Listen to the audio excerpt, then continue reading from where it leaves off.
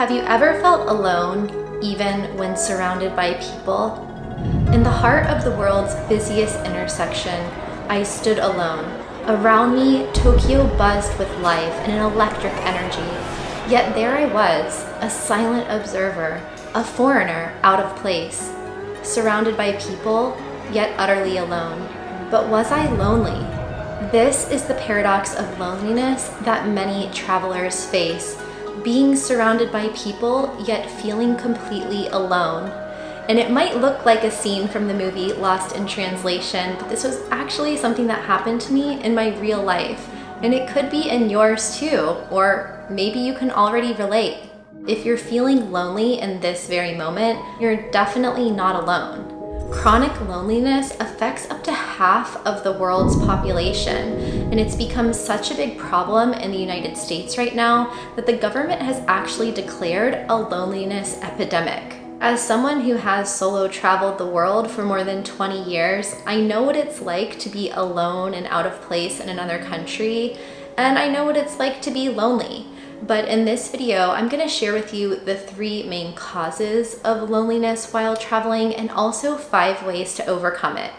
The first and most common form of loneliness is definitely something that you felt before. If you were moving somewhere for school or a new job or a relationship, and this feeling comes from being physically distant from the place that you grew up, being far away from your friends and family and everything that's familiar to you, and that's homesickness. Homesickness is something that can happen immediately when you leave, or it can be something that creeps up over time. For me, I didn't feel homesick at first when I started traveling, but it was something that came like a year or so after I was abroad, and it's something that has come and gone throughout my time overseas.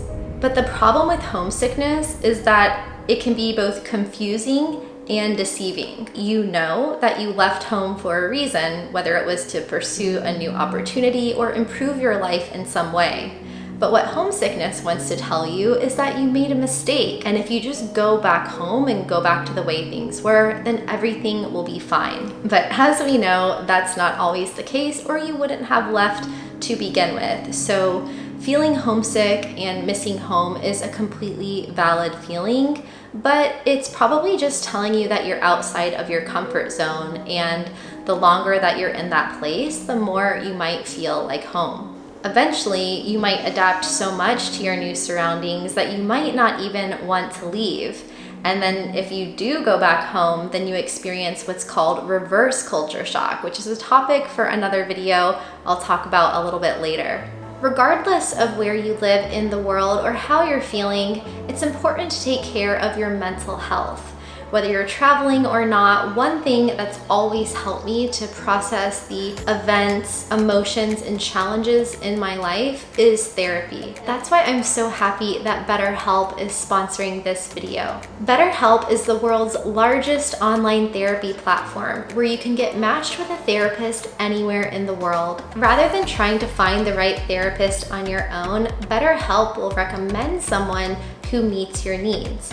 You just fill out a quick form online, and usually within 48 hours, you'll be matched with someone who can support you from the privacy and comfort of your own home. Once you're matched with someone, you can see exactly what your therapist specializes in, from trauma to addiction to executive coaching. And if at any point you decide that it's not the right fit, you can change to another therapist, no problem. Try BetterHelp today using the link below this video for a special discount on your first month. Or just go to betterhelp.com/travelingwithKristin. And thanks again to BetterHelp for making this video possible. Something that's really closely related to homesickness and can also cause you to feel lonely is culture shock. And this is something that you can experience even within your own country. You don't have to leave your country's borders to be able to feel culture shock. Culture shock has a range of different emotions. It probably includes all of them, from elation to irritation and frustration, all the way down to sadness, loneliness, and depression. But what it usually comes across is like this general feeling of unease where you just don't feel comfortable because Everything is different, the food, the people, your neighborhood. Like anytime you change your surroundings very abruptly, you're gonna be at risk of culture shock. And for some people, it's worse than others. So it can be something very in your face like that, where there's an abrupt change, but it can also be something sinister that kind of creeps up over time, where at first everything is new and different and wonderful, and then as time goes on, you just start to feel like something's amiss, but you can't really put your finger on it. Fortunately, these feelings of culture shock can usually go away with time, especially as you begin to learn some of the new language, learn more about the culture, and also meet some new people and make friends. But speaking of friends, what about people? Because usually when we feel loneliness, it's having to do with people, we think. It's usually about the absence of somebody that you're missing, or maybe the people around you you're not really resonating with or getting along with. So this type of loneliness is a feeling of isolation and disconnection from people. But here we go back to that initial paradox, because how can it be that we travel to meet people and experience other cultures, yet we're afraid of being alone once we get there? Well, what I found in all of my travels is that you actually tend to meet more people when traveling than you do at home. And this is especially if you are traveling alone, because if you're traveling as a couple or a group or a family, then you can kind of tend to stay in your travel bubble. However, with solo travel, you kind of become your best friend, because you start spending more and more time with yourself, and you cut away all of the distractions of home, all of the people, the responsibilities, the routine, and you just start to feel more present in your surroundings, but also you get more in tune with who you are. And so this can ironically make you feel less lonely, just because you get a better sense of self and more self-confidence to be able to do what makes you happy, spend time the way that you want, and meet other people.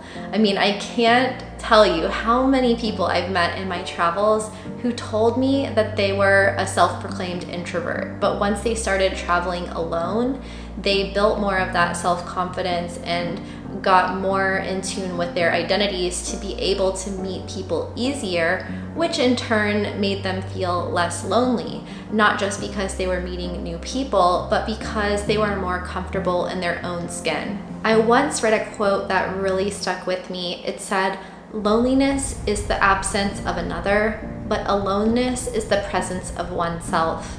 So it's important to make that distinction between loneliness and voluntary aloneness, and be able to feel happy and fulfilled either way. There is no such thing as loneliness, but you will enjoy your aloneness because within this body you're always alone, isn't it? If you don't learn how to handle this aloneness, you have not learned anything about life. I have a space which is just my own. Isn't this the most wonderful aspect of your life? Don't suffer that. That is the most beautiful thing.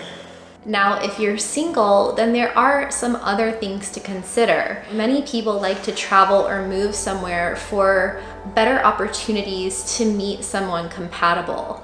But it's important to remember that being in a relationship might not actually cure your loneliness, and it could be the cause.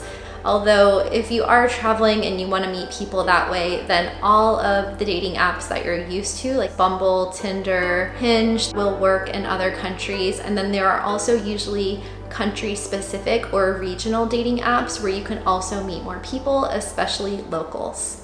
So what can you do if you're feeling lonely right now, especially if you are traveling or living abroad? Well, fortunately, loneliness is a temporary state of mind. It's not a permanent state of being. So there are things that you can do. Avoiding this feeling of loneliness can start before you leave home. So if you're planning your trip or you're planning where to move to, you can actually choose a destination based on where people are the happiest and most fulfilled. There's a happiness index, there's quality of life indices. So when you actually choose a destination where the people living there feel less lonely, then that can give you a head start.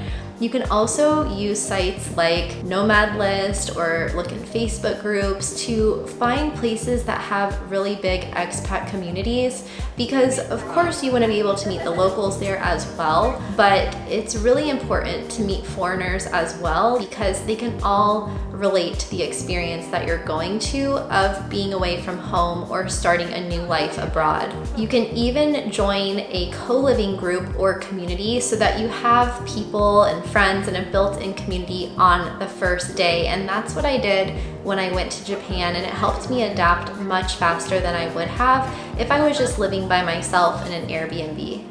And then once you arrive in your destination, take a little bit of time to make your house feel like a home. So you can bring some things from home, like your favorite coffee mug or pillow, or you can buy things in your destination that you really like. So in my case, when I was living in the UK last year, I just went to the store and printed photos and put picture frames and photos of my friends and family around my house. So that's another thing that you can do. And then once you're feeling settled in your house, get out and get to know your surroundings. Try to find your favorite coffee shop, the closest grocery store, and anything from your routine back home, anything that's gonna make you feel normal and make your life easier. That's also gonna make it easier to adapt and help you have more of a familiarity with your surroundings. And then you can take things to the next level and just get to know more of the history and the culture of the place that you're in. Reading books or going to museums, going to cultural exchange meetups, or even taking a cultural adaptation class. This can help you relate more to the people around you. And also, if you learn a little bit of the language as well, that's gonna make you feel more at home. You're going to understand the culture more, and it's going to make you feel less lonely less often. But if you do all of this and you're still not feeling like yourself, then don't be afraid to call home, call or FaceTime your friends and family, Zoom, whatever it is. But just remember that they're still there. And so they might not have the answers that you want or the perspective to really be able to help you and empathize with what you're going through. And so in those scenarios, using a platform like BetterHelp, where you can talk to a therapist, would be really useful. But really, nothing can beat getting some FaceTime with people in real life. So make sure to go to some meetups. You can find events that are happening using websites like Eventbrite, meetup.com, or looking on Facebook groups. There's also internations.org, which I really, really love. Internations has more than 5 million members around the world in more than 400 cities. And so it's really easy to connect with people from all around the world who are living in your new place. And I've been a member of Internations since 2013. Whatever you do, try to stay offline as much as possible, because too much social media and doom scrolling can negatively affect your mental health, and research has proven that. So it's really easy to pick up your phone or turn on the TV or get lost in a Netflix binge whenever you're feeling down. We've all done it more than once.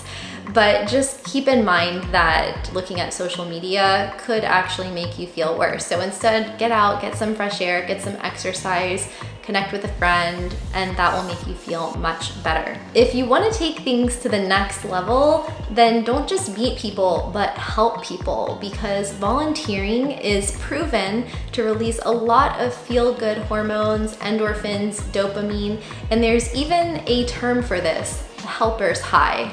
But let's pause for a moment and just check in. How are you feeling right now? The average person feels more than 400 different emotions every day. So if life feels like a roller coaster, then that can be pretty normal. And although you may doubt your decision to travel or live abroad or take on challenges in your life when you're feeling down or you're feeling lonely, just remember that Emotions are temporary, but the personal growth that you get through travel lasts forever. Now, after you have these formative experiences and you go back to your home country, you'll need to prepare for a reverse culture shock, which can actually be harder to cope with than regular culture shock. So to know what to expect with that, watch this video next. And if you want more tips on solo travel, watch this one.